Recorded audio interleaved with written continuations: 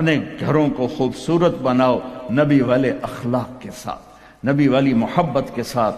میں کیا سناؤں آپ کو، آپ نے حضرت عائشہ سے فرمایا، عائشہ سنو، دھیان سے سنو، اظہار محبت، اظہار محبت۔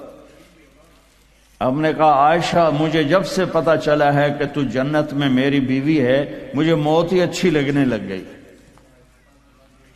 اور عربوں کے ماحول میں، عرب کے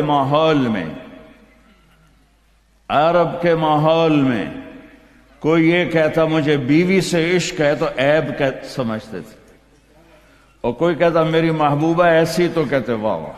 یہ عرب کا ماحول تھا، جیسے یہاں گرل فرینڈ کا بوائے فرینڈ کا چل گیا ہے۔ اللہ ہمارے بچوں کو پاک دامنی نصیب فرمائے۔ تو عرب اس میں نا کوئی نہیں جھجکتے تھے، کھلم کھلا۔ وَهَلْ تَبْكِينَ، اپنے لیلا مجنوں کا نام تو سنا ہوا ہے، یہ صحیح لوگ ہیں، ساڑھے ہیر رانجے تو سارے کوڑے کسے ہیں۔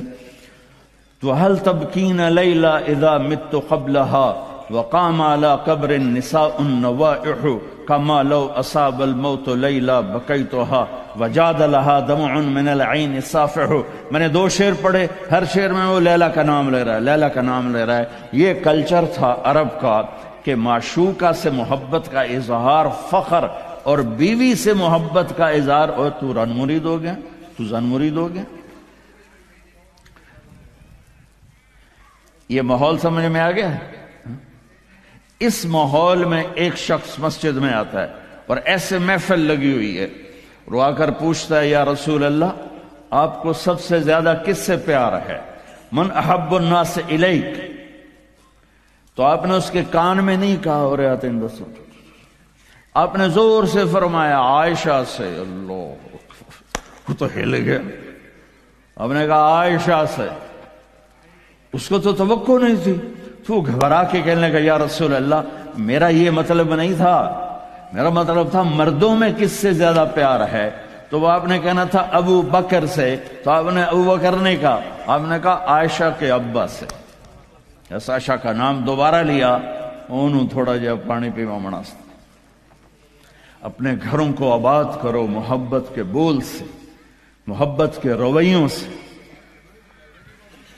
محبت کی باتوں سے درگزر کرو، برداشت کرو۔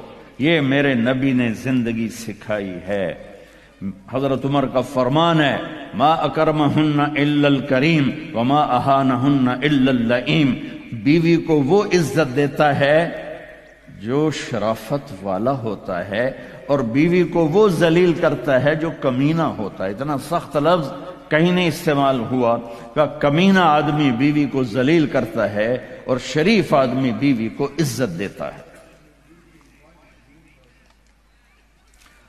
تو میرے بھائی بہنوں، اللہ کے واسطے میری فریاد سنو، تمہارے گھروں کی خوبصورتی میرے نبی کی غلامی میں ہے۔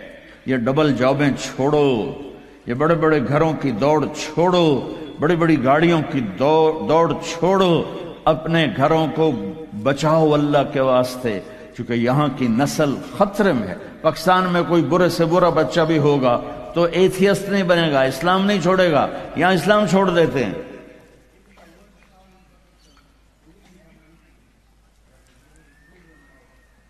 میں آپ کو اپنے گھر کی بتا رہا تھا، ایک بچہ مجھے ملنے آیا، کہنے لگا جی میں نے پورے پاکستان میں ٹاپ کیا ہے ایف ایس سی میں، اور کنگ جو ٹاپ کرتے ہیں وہ کنگ ایڈورڈ میڈیکل یونیورسٹی میں جاتے ہیں۔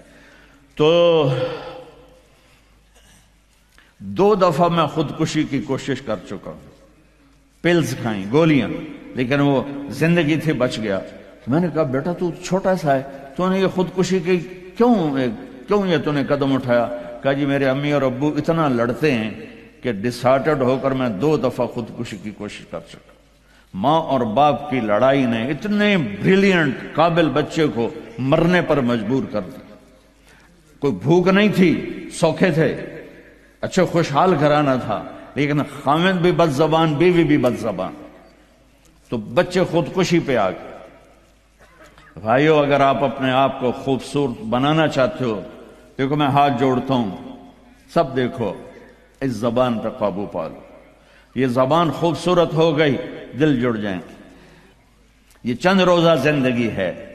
میرے نبی کی 2 سنتیں لے لو. ایک زبان پہ قابو، یہ اس زبان پہ قابو پا لو، اس زبان پہ قابو پا لو، اس زبان پہ قابو پا لو، تو آپ کے گھروں کے 90% مسائل ختم ہو جائیں گے.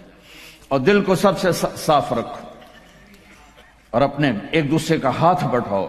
اپنے بچوں کو اپنی دولت سمجھو، ان کو یہاں اچھا مسلمان بنا کے چھوڑو. اب یہ نسل یہاں رہنے والی ہے، واپس نہیں جائے گی. نہ تم جاؤ گے نہ تمہاری نسلیں جائیں گی. ایک پٹھان کوئی بیٹھا ہو تو پہلے معافی مانگتا ہوں. تو ایک پٹھان کا خرگوش گم ہو گیا، تو لوگوں نے افسوس کیا کہ خان جی آپ کا تو خرگوش گم ہو گیا. تو وہ کہنے لگا، ارے بھائی غم نہ کرو، ہم نے اس کو نسوار کھلایا ہوا ہے، جب نشہ ٹوٹے گا ہمارے پاس ہی آئے گا. تو تمہیں آسٹریلیا کی نسوار لگی ہے، تم پاکستان واپس جاؤ گے؟ نہیں جاؤ گے، ادھر ہی رہو گے. لہذا یہاں اس طرح زندگی سیکھو